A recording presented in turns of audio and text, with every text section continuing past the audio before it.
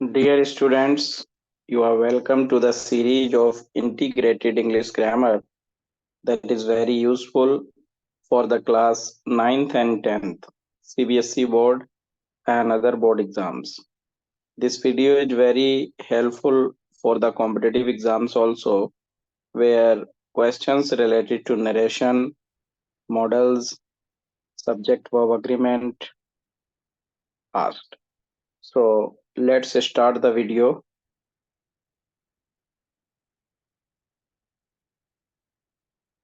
The very first question is,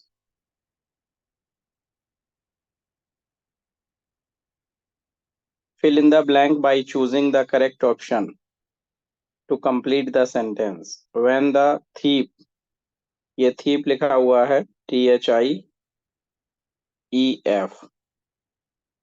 printing error होगी थोड़ी सी ये. When the thief entered the house, the inmates blank space in the hall. Options are were slept, were sleeping, slept, had been sleeping. तो देखिए, जब ये sentence आपका when the thief entered, जब चोर ने घर में प्रवेश किया, तो जो इनमेट्स थे, इनमेट्स का मतलब है जो घर के सदस्य थे, वो सो रहे थे हॉल में. व्हेन जो है, व्हेन के बाद सेकंड फॉर्म आती है पास्ट में, जो कि मोमेंट्री एक्शन को डिनोट करता है. ऐसा एक्शन जो मिडिल में हुआ, और जो एक्शन पहले से चला हुआ आ रहा होता है, जिसको बोलते हैं कंटिन्यूअस एक्शन. तो कंटिन्यूअस एक्शन जो कि पहले से चला आ रहा है, उसको तो हम पास्ट कंटिन्यूअस में बनाएंगे, वॉज वर और आईएनजी फॉर्म में. तो वॉज वर और आईएनजी फॉर्म वाला ऑप्शन हमारा है बी. तो आंसर हो जाएगा वर स्लीपिंग. जैसे हम पढ़ रहे थे, we were studying when the power supply failed. तो जो काम बीच में थोड़ी देर के लिए हुआ, उसको तो सेकंड फॉर्म से बनाते हैं, और जो काम पहले से चला आ रहा था पास्ट में, उसको पास्ट कंटिन्यूअस में वॉज वर और आईएनजी फॉर्म से बनाते हैं. Let's have a look at question number 2. Read the conversation between Harry and Cobbler. Complete the sentence by reporting Cobbler's reply correctly. Harry ने पूछा, Can you polish my shoes? तो ये question है. Harry asked the cobbler if he could polish his shoes. फिर cobbler ने कहा, Yes sir. The cobbler replied affirmatively, but said that. अब but तक तो लिख ही दिया है, तो आगे आई है. आई किसके लिए आया है? कॉबलर के लिए. तो हो जाएगा ही, और ये जो विल है, विल का क्या हो जाता है? वुड, क्योंकि टेंस चेंज होगा. विल का वुड हो जाएगा he would take 10 rupees for each shoe, for each shoe. ये आपका आंसर हो जाएगा. असर्टिव सेंटेंस है ये. असर्टिव को हम दैट से कनेक्ट कर लेते हैं. इसी तरह से कभी क्वेश्चन बनवा लिया जाता है, कभी असर्टिव को बनवा लेते हैं. Let's have a look at question number 3. Select the correct option to fill in the blank for the given line. You blank space work hard if you want to get good marks. If का मतलब होता है यदि. यदि तुम अच्छे marks लेना चाहते हो तो तुम्हें मेहनत करनी चाहिए, जरूर जरूर करनी चाहिए. ये मॉडल से रिलेटेड क्वेश्चन है, और अच्छे मार्क्स गेट करने हैं, तो उसमें कोई डिजायरेबिलिटी नहीं चलेगी. अब उसमें यूज होगा मस्ट का, क्योंकि मस्ट का मतलब होता है अवश्य चाहिए, जरूर चाहिए. अगर आपको अच्छे अंक लेने हैं तो आपको मेहनत जरूर करनी चाहिए. माइट वीक पॉसिबिलिटी के लिए आता है. ये वीक पॉसिबिलिटी के लिए आता है जब कम संभावना होती है, तो माइट का प्रयोग कर दिया जाता है. जैसे it is Sunny, it might rain today. और कैन जो है ना, ये एबिलिटी को शो करता है, जैसे I can speak English. Should जो है, ये डिजायर एबिलिटी को शो करता है, डिजायर एबिलिटी, डिजायर एबिलिटी को शो करता है। तो यहाँ पर जो बेस्ट ऑप्शन है वो रहेगा must.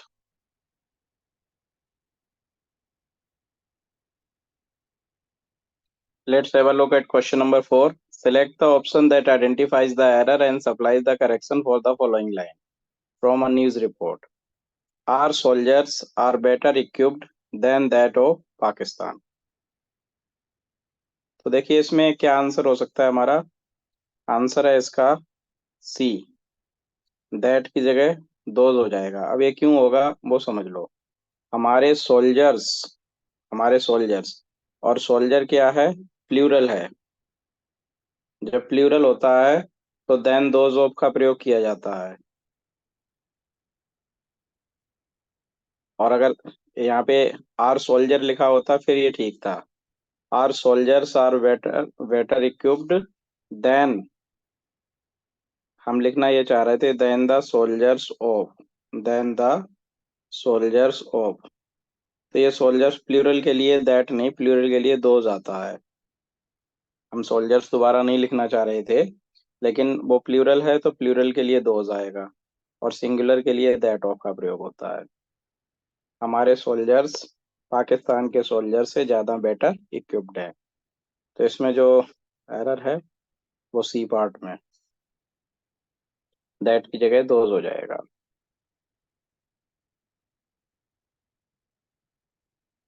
Let's have a look at question number 5. Complete the given sentence by filling in the blank with the correct option.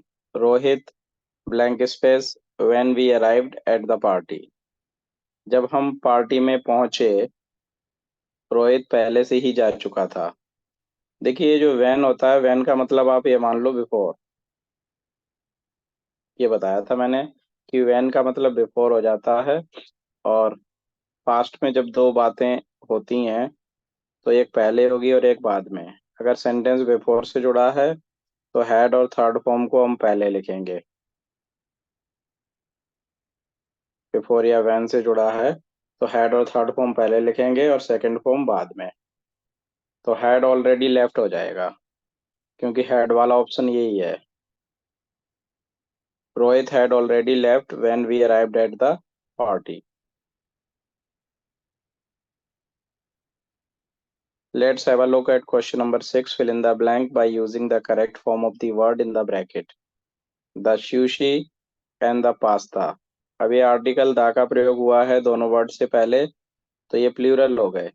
Plural हो गए तो यहाँ पे क्या आ जाएगा, लुक। प्लूरल के साथ फर्स्ट फॉर्म आती है प्रेजेंट इंडेफिनिट में, प्लूरल के साथ फर्स्ट फॉर्म आती है, और सिंगुलर के साथ एस और एस फॉर्म आती है। सिंगुलर के साथ एस और एस फॉर्म आती है।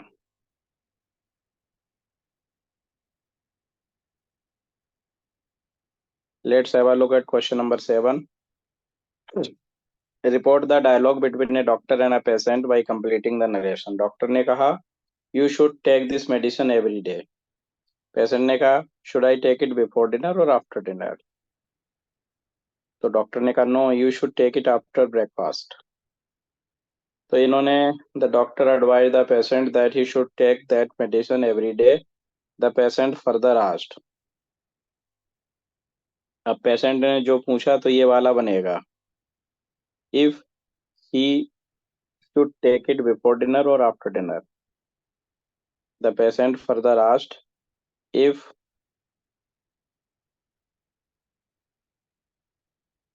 he should take it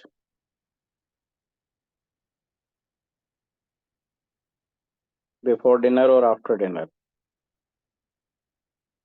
before dinner or after dinner, ये बनेगा। क्योंकि ये क्वेश्चन है ना, और ये ऐसा क्वेश्चन है जो हेल्पिंग वर्ब से शुरू हो रहा है या मॉडल वर्ब से शुरू हो रहा है, तो इसको हम इफ से कनेक्ट करेंगे। इफ या वेदर से हम इसको कनेक्ट कर सकते हैं। आगे का no you should take it after breakfast ये बना ही रखा है।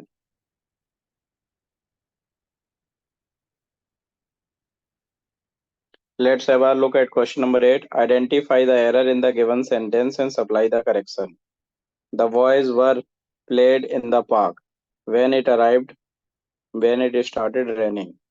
देखिए when it started raining, जब बारिश हुई तो बच्चे पार्क में खेल रहे थे। खेलने का काम तो पहले से ही चल रहा था, तो यहाँ पर प्लेड की जगह प्लेइंग हो जाएगा। ये एरर क्या हो गई, प्लेड, और करेक्शन क्या हो जाएगी, प्लेइंग। बच्चे खेल रहे थे जब बारिश शुरू हुई।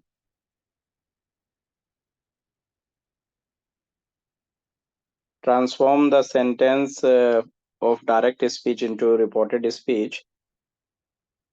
The principal said, "Why didn't you attend the flag hoisting ceremony, Anuj?" देखिए कई बार जो ऑब्जेक्ट होता है वो रिपोर्टेड स्पीच में भी आ जाता है। तो प्रिंसिपल ने अनुज से पूछा, कैसे बनेगा ये sentence, the principal asked Anuj, the principal asked Anuj, फिर why he hadn't attended, he hadn't attended the flag hosting ceremony, the flag hosting ceremony।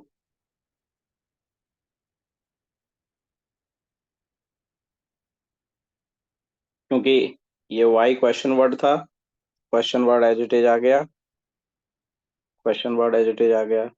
उसके बाद यू जो है ना, ये सेकंड पर्सन होता है, वो अनुज के अकॉर्डिंग चेंज हो जाएगा। और डिडंट जो है, डिडंट और फर्स्ट फॉर्म हैडंट और थर्ड फॉर्म में चेंज होती है। आगे फिर ठीक ही है। Let's have a look at question number 10. Identify the error in the given sentence and supply the correction. The German force lost no time in retreat, lest they might be cut off and surrounded. देखिए जो लेस्ट होता है ना, इसकी हिंदी होती है कहीं ऐसा ना हो कि, कहीं ऐसा ना हो कि, कहीं ऐसा ना हो कि। और लेस्ट के बाद शुड मॉडल का यूज होता है। तो यहाँ पर जो एरर बनेगी आपकी, माइट की जगह शुड का प्रयोग होगा। लेस्ट के बाद शुड मॉडल का प्रयोग होता है, तो हम माइट की जगह शुड कर देंगे कि जर्मन फोर्स जो थी उन्होंने रिट्रीट करने में कोई भी समय नहीं खोया, कहीं ऐसा ना हो कि वे कट ऑफ हो जाएं। Let's have a look at question number 11. Select the correct option to complete the narration of the dialogue between Sunita and Neetu. अब सुनीता ने कहा tomorrow is your birthday, what do you want as a gift, gift में आपको क्या चाहिए। नीतू ने कहा that is a lovely thought but I don't want anything. Sunita ने कहा अब देखो ये दो दिए गए हैं, इन्हीं को बनाना है।